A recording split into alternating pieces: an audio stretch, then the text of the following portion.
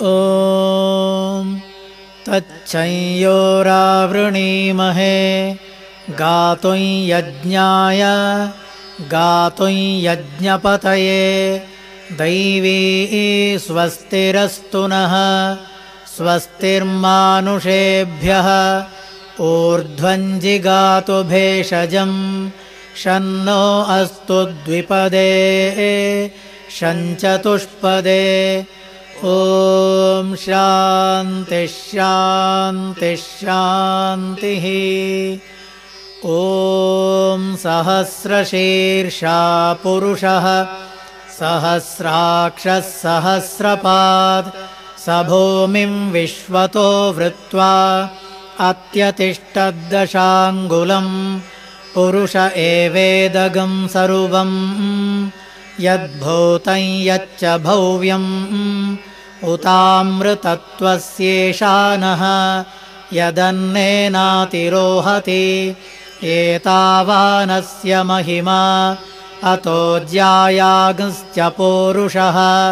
पादोऽस्य विश्वभूतानि त्रिपादस्यामृतं दिवि त्रिपादूर्ध्व उदैत्पुरुषः पादोऽस्येहा भवात् पुनः ततो विश्वं व्यक्रामत् शासनानशने अभि तस्माद्विराडजायत विराजो अधिपूरुषः स जातो अत्यरिच्यत पश्चाद्भूमिमथो पुरः यत्पुरुषेण हविषा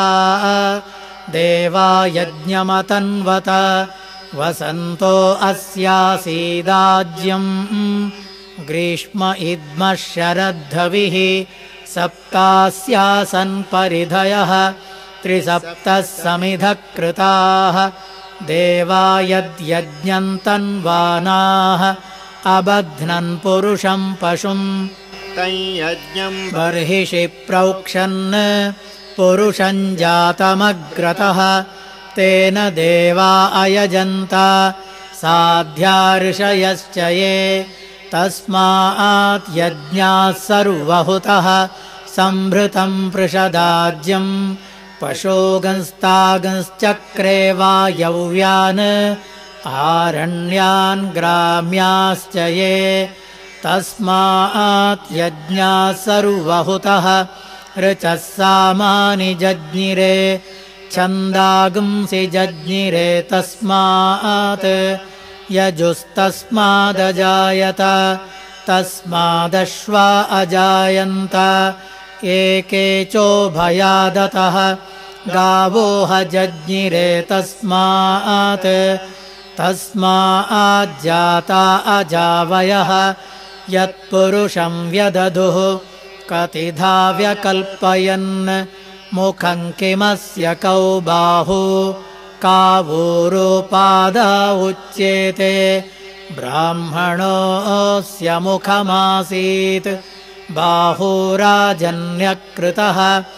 ऊरु तदस्य यद्वैश्यः पद्भ्यागं शूद्रो अजायत चन्द्रमा मनसो जातः चक्षुः सूर्यो अजायत मुखादिन्द्रश्चाग्निश्च प्राणाद्वायुरजायत नाभ्या आसीदन्तरिक्षं शीर्ष्णोद्यौ समवर्तत पद्भ्यां भूमिर्दिश श्रोत्रात् तथा लोकागम् अकल्पयन् वेदाहमेतं पुरुषं महान्तम् आदित्यवर्णं तमसस्तु पारे सर्वाणि रूपाणि विचित्य धीरः नामानि कृत्वाभिवदन् यदास्ते धाता पुरस्ताद्यमुदा जहार शक्रप्रविद्वान् प्रदिशश्चतस्रः तमेवं विद्वानमृत इह भवति नान्यपन्था अयनाय विद्यते यज्ञेन यज्ञमयजन्त देवाः तानि धर्माणि प्रथमान्यासन् ते हनाकम् महिमानः सचन्ते यत्र पूर्वे साध्या सन्ति देवाः अभ्यः सम्भूतपृथिव्यैरसाच्च विश्वकर्मणः समवर्तताधि तस्य त्वष्टा विदधद्रूपमेति तत्पुरुषस्य विश्वमाजानमग्रे वेदाहमेतं पुरुषं महान्तम् आदित्यवर्णं तमसः परस्तात् तमेवं विद्वानमृत इह भवति नान्यः पन्था विद्यते यनाय प्रजापतिश्चरति गर्भे अन्तः अजायमानो बहुधा विजायते तस्य धीराः परिजानन्ति योनिम् मरीचीनां पदमिच्छन्ति वेदसः यो देवेभ्य आतपति यो देवानां पुरोहितः पूर्वो यो देवेभ्यो जातः नमो रुचाय ब्राह्मये रुचं ब्राह्मं जनयन्तः देवा अग्रे तदब्रुवन् यस्त्वैवं ब्राह्मणो विद्यात् तस्य देवा असन्वशे ह्रीश्च ते लक्ष्मीश्च पत्न्यौ अहोरात्रे पार्श्वे नक्षत्राणि रूपम् अश्विनौ व्यात्तम् इष्टं मनिषाण अमुं मनिषाण सर्वं मनिषाण ॐ तच्छंयोरावृणीमहे गातुं यज्ञाय गातुं यज्ञपतये दैवी स्वस्तिरस्तु नः स्वस्तिर्मानुषेभ्यः